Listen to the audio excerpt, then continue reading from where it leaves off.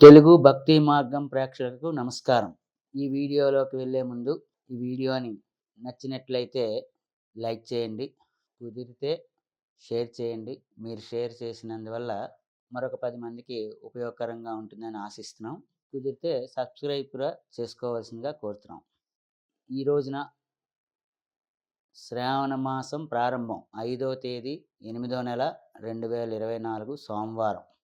శ్రావణ శుద్ధ పాడ్యమి ఈరోజు సాయంత్రం 4:50 వరకు ఉంటుందండి. అలాగే ఆశ్లేష నక్షత్రం మధ్యాహ్నం 3:20 వరకు ఉంటుంది. తదుపరి మఖా నక్షత్రం. ఉదయకాలం అమృత గడియలు సుమారుగా 1:40 నుండి 3 గంటల వరకు ఉంటాయండి. అలాగే దుర్ముహూర్తం 12:40 నుండి 1:20. పునర్దుర్ముహూర్తం 3 గంటల నుంచి సుమారుగా 4 గంటల వరకు పునర్దుర్ముహూర్తం ఉంటుంది. శ్రావణ మాసం అంటే చాలా శుభప్రదమైనటువంటి రోజులు దక్షిణాయన కాలంలో ప్రారంభమవుతున్నాయని చెప్పాలి. దక్షిణాయన కాలంలోనే పూజా కార్యక్రమాలన్నీ కూడా జరుగుతాయి. శ్రావణ మాసం, అలాగే భాద్రపద మాసంలో వినాయక చవితి, ఇవన్నీ శుభప్రదమైనటువంటి కార్యక్రమాలన్నీ కూడా దక్షిణాయనంలోనే ప్రారంభమవుతాయి. ఈ రోజు నుంచి పాడ్యం నుంచి శ్రావణ మాసం ఆరంభమైంది. 7వ తేదీ నుంచి శుభముహూర్తాలు కూడా వివాహ ముహూర్తాలు, తదుపరి గృహప్రవేశ ముహూర్తాలు, గృహారంభ ముహూర్తాలు ప్రారంభం కానున్నాయి. అయితే నిన్నటి వరకు మనం ఆశ్లేష నక్షత్రం వరకు చెప్పి ఉన్నాము. వాటి తాలూకా పరిష్కారాలు కూడా మనం సూచించబడి ఉన్నాము. ఈ రోజున ఆశ్లేష నక్షత్రం పోయి మఖా నక్షత్రం మధ్యాహ్నం 3:30 నుంచి సుమారుగా ప్రారంభం అవుతుంది. తదుపరి ఈ నక్షత్రం సుమారుగా 6వ తేదీ మధ్యాహ్నం వరకు కొనసాగుతుంది. అయితే మఖా నక్షత్రం అనగానే సింహరాశిలో చంద్ర సంచారం.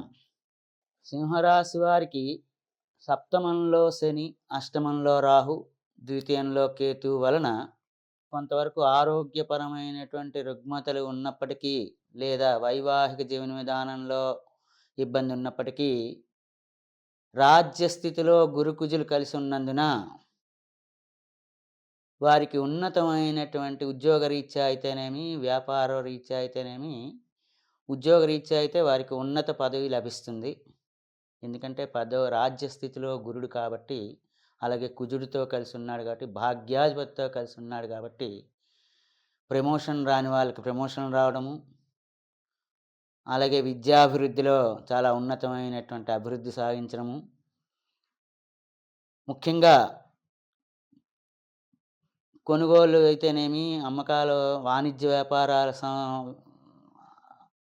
సంస్థల వారికైతేనేమి చాలా ఉన్నతమైనటువంటి కాలం అనే చెప్పుకోవాలి.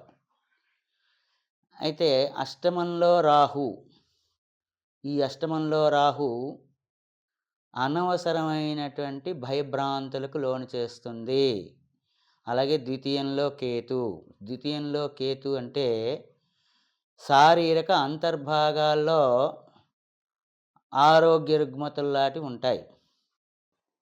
7వ ఇంట్లో శని సంచారం, అది గత 2 సంవత్సరముల నుంచి సింహరాశి వారికి 7వ ఇంట్లో శని సంచారం వలన వివాహ ప్రయత్నములు వాయిదా పడడం, సంబంధాలు చాలా దగ్గర వరకు వచ్చి తప్పిపోవడం, లేదు వివాహం అయిన తర్వాత వైవాహిక జీవన విధానంలో కాస్త ఇబ్బందులు కలగడం లాంటివి ఉంటాయి. వీరు చాలా వరకు సంయమనం పాటించవలసినటువంటి అవసరం ఎంతైనా ఉంది.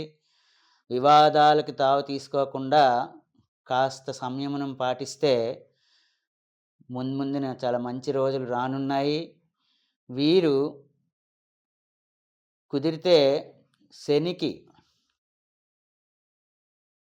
జంతర్ఫీ అంటాం, అలాగే మయూరి నీలం ధరించవచ్చు.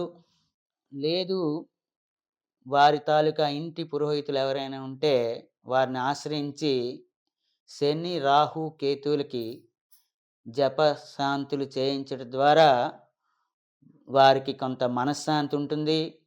వైవాహిక జీవన విధానంలో వారు కొంతవరకు ముందుకి కొనసాగడానికి అవకాశాలు సూచిస్తాయి. ఇక పుబ్బా నక్షత్రం వాళ్ళకి సింహరాశిలో పుబ్బా నక్షత్రం 4 పాదాలు, ఉత్తర 1 పాదం. పుబ్బా నక్షత్రం కోసం 6వ తేదీన అంటే మంగళవారం నాడు చెప్పుకుందాం. ఈ డైలీ పంచాంగంలో రేపు మళ్ళీ కలుసుకొని రేపటి తాలూకా వివరాలు మరికొన్ని వివరణ ఇస్తాం. స్వస్తి.